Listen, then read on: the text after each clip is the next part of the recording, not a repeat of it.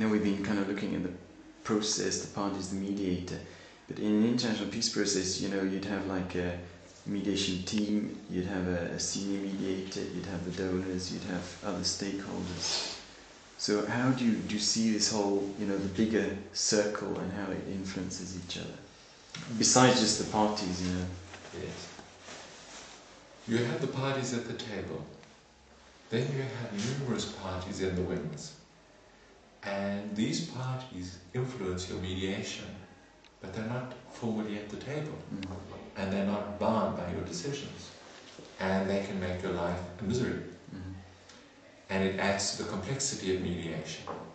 And so you might feel as a mediator like you're a juggler, and you're capable of juggling 5 balls, but you've got 10 balls in the air, and man, you're going to drop one from any moment now.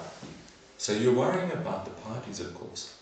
And it's not just the parties, it's divisions within the parties. And you getting to hear about that as the mediator, because the one side within the party is playing off another side within the party. And there's suspicion and tension within. So the parties are not unified actors. So you in fact have more parties at the table than might appear to be the case. Then you have all the international actors, African Union, United Nations, UNDP, UNICEF, UNIFEM, who are all coming in with agendas that derive from their mandates that want to influence your mediation and the content of the peace agreement.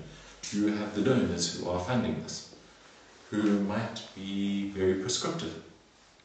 They want a particular kind of solution, or they want you to speed up, or they don't like the way you're mediating, or they insist that you're not covering a particular topic adequately in the mediation, and because they're donors, they have lots of leverage.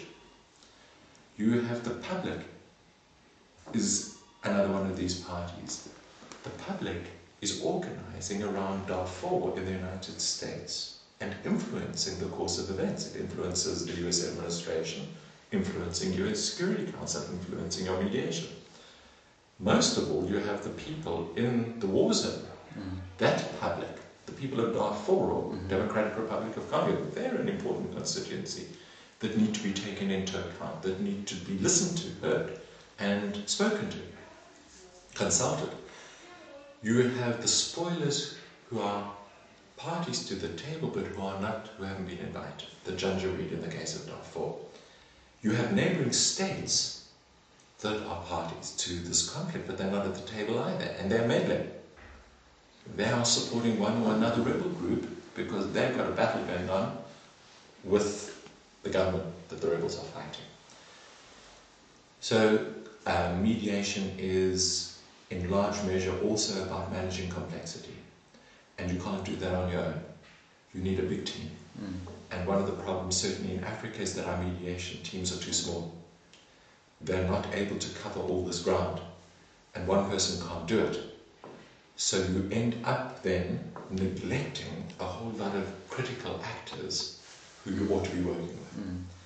And what you want to be doing is identifying which of them are your friends and which are adversaries, and you want to switch your adversaries, you want to put pressure on your adversaries, you want to call it and bring them on board. You want them to desist from undermining your mediation, and you want to capitalize on what your friends have to offer. But you need a proper team to do this, and you need, I mean, for a complex mediation, you would need upwards of 30-40 people to be doing this. And if you have half that number, then a lot goes missed.